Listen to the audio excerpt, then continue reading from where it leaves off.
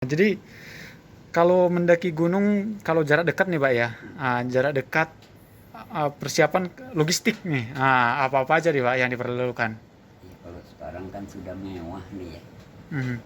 Ya, ya orang makanan apa sih sekarang tinggal pergi supermarket ambil beli udah tinggal dibawa aja Indomie apa segala telur segala itu kan. Yang penting yang intinya kompor bawa satu kan. Hmm. Air atau ada juga di sana. Kalau dia gunung-gunung Jawa Barat ini air banyak sekali. Nah kalau di era dulu Pak, itu kan belum sewah sekarang nih.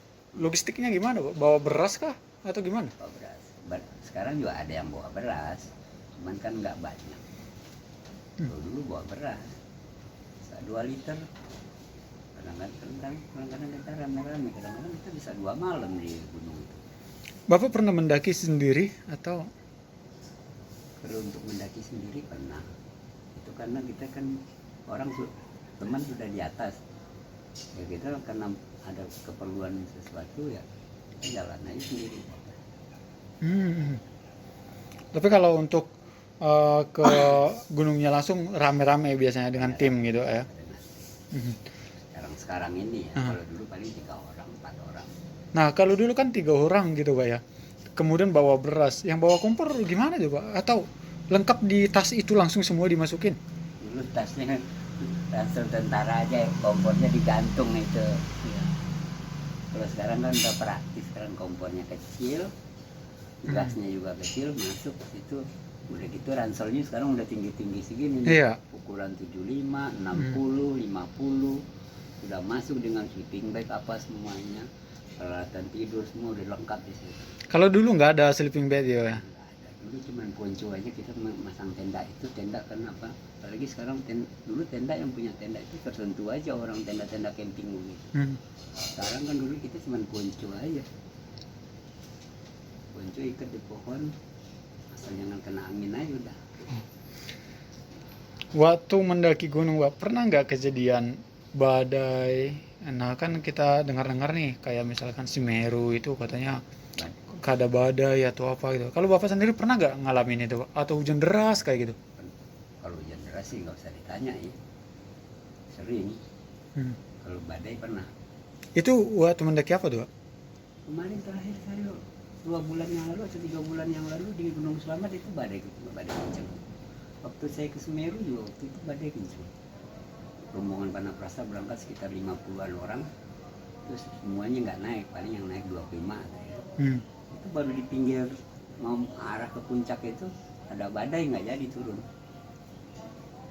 Saya dengan rombongan TV1 waktu itu, karena TV1 bawa amanah, mereka tunggu badai lewat, mereka naik. Oh berarti Bapak menunggu, sembari menunggu juga Pak ya karena Iya, bareng dengan mereka ya? tapi saya kan ikut rombongan, dia TV1 dengan timnya tuh nunggu di, ya ada aling-alingan pohon ya. Hmm. Begitu badainya lewat, dia tunggu, udah nggak lagi dia, mereka tetap, karena dia bikin laporan kan. Hmm. Kalau Bapak tetap Saya langsung turun turun? karena instruksi dari ketua rombongan turun. Hmm. Badainya itu gimana sih Pak? Saya belum tahu badai yang di pegunungan ini. Apakah cuman angin Angin, kencang gitu atau? angin kencang.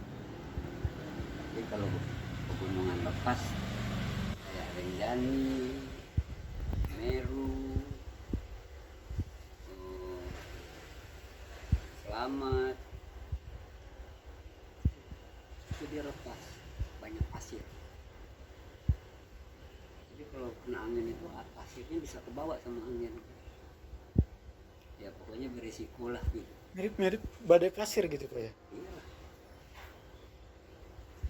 kayak kayak nggak usah jauh-jauh, yang dataran tinggi, dataran rendah aja kayak Bromo itu, kalau badai itu kita gimana? Orang dia pasir semua, kena angin. Wah, Nah tapi, oh berarti kalau mendaki itu Pak, itu bukan di puncak Pak ya, dipasang segala tenda itu bukan di puncak ya? bukan itu. Oke, kalau di puncak rata-rata cukup sebentar orang ya baru turun Ya, gitu Pak. Hmm. di puncak itu rata-rata paling lama bener orang yang tahan cuma 1 jam kok. Nah ngomongin badai lagi tuh Pak. Biasanya itu kan namanya badai kan nggak keprediksi Pak ya. Hmm.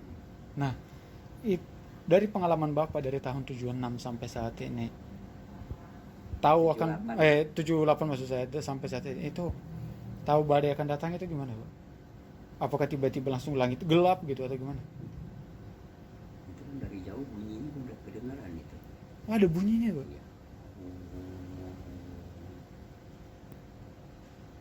Itu masih udah berganti kayak di puncak gede itu, karena puncak gede itu masih ada pohon ya, ada pohon yang tingginya segini-segini yang bisa menutupin orang.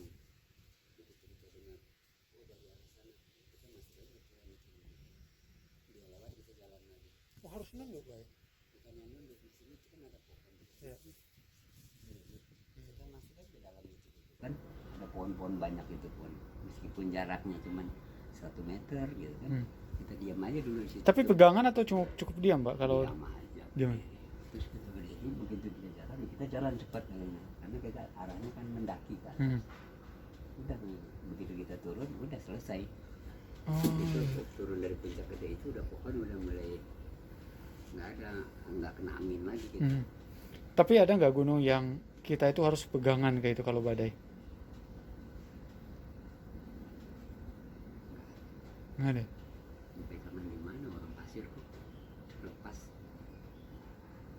Berarti kayak naik Semeru itu. Kita melangkahnya 3 langkah, cuma jadi 1 langkah. Maksudnya Pak? 3 langkah kita jalan jadi 1 langkah.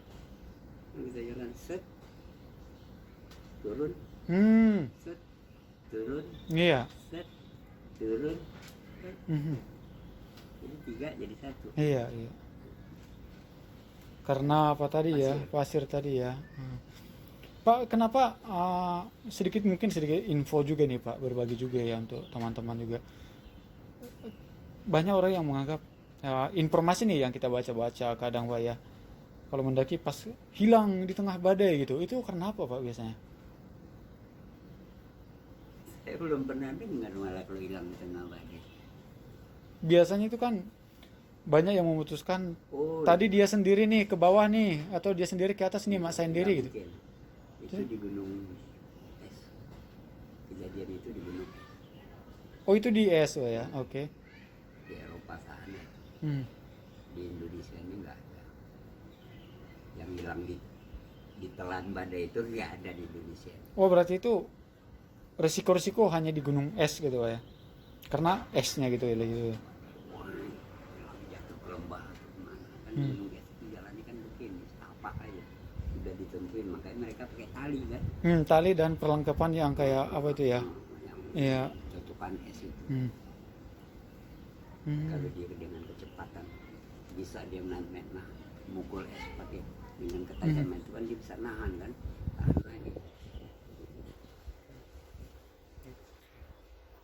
Mau sampai kapan nih Pak rencana naik gunung terus nih Pak? Kalau gunung nggak ada batasnya sih kalau buat saya. Selagi sehat? Selagi saya mampu. Karena udah saking cinta dan hobi gitu Pak ya? Hobi aja, nggak usah cinta. Udah hobi aja gitu. Jangan lupa subscribe ya.